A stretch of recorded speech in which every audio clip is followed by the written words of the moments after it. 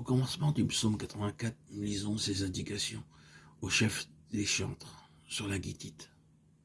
Un psaume des fils de Corée.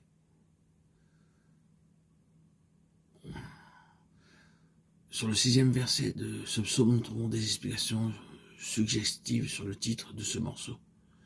Sur la guitite signifie concernant le pressoir, ce qui fait supposer que le psaume était chanté au moment de la vendange. Quant au mot Corée, un psaume des fils de Corée, il serait l'équivalent de notre mot calvaire. Les fils de Corée peuvent donc être considérés spirituellement parlant comme fils de la croix, et le psaume peut s'appliquer à ceux qui sont au pressoir dans la vallée de Baca. Seuls les fils de la croix peuvent changer lorsqu'ils passent par le pressoir, car ils connaissent les voies de Dieu. Ils savent que la vie jaillit de la mort, qu'une joie céleste succède à la souffrance et que le néant reçoit la plénitude de Dieu. Aussi, ne voient-ils pas les choses comme leur entourage les voit? Ils ne s'arrêtent pas à considérer le pressoir et la croix dans leur affliction. Ils ne pensent pas à ce qu'ils perdent en apparence pour la cause de Christ. Mais ils voient les choses depuis les tabernacles de l'Éternel des années, depuis le sanctuaire de Dieu.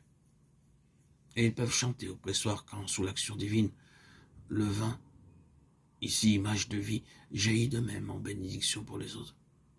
Ils peuvent chanter, sachant que celui qui seul foula pour eux au pressoir est satisfait. Psaume de la vallée de Baca, psaume du pressoir pour les fils de Corée. Quel est donc le thème du cantique chanté par les fils de Corée? Le voici. Que tes tabernacles soient aimables. Éternel désormais, mon âme soupire et languit après les parvis de l'Éternel. Pour l'enfant de Dieu au pressoir de l'affliction, les choses de la terre s'estompent, s'éloignent, le ciel se rapproche, s'ouvre. Dieu devient tout en tout. Alors les fils de la croix chantent la joie de ceux qui placent en Dieu leur appui et ne comptent ni sur les circonstances, ni sur les secours humains, ni sur aucun soutien terrestre. Une traduction littérale donne ceci: heureux l'homme dont la puissance d'endurance est en toi. Et l'apôtre écrit: voici, nous disons bienheureux ceux qui ont souffert patiemment. Vous avez entendu parler de la patience de Job et vous avez vu la fin que le Seigneur lui accorda. Jacques 5, 10, 11. Oui.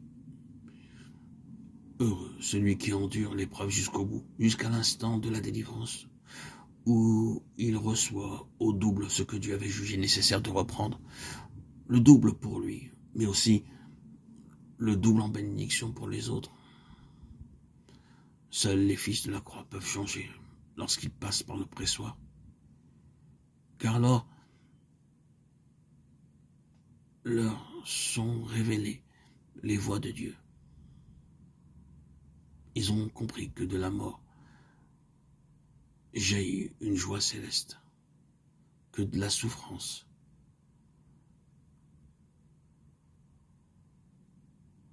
ils reçoivent et leur sont révélées la plénitude de Dieu.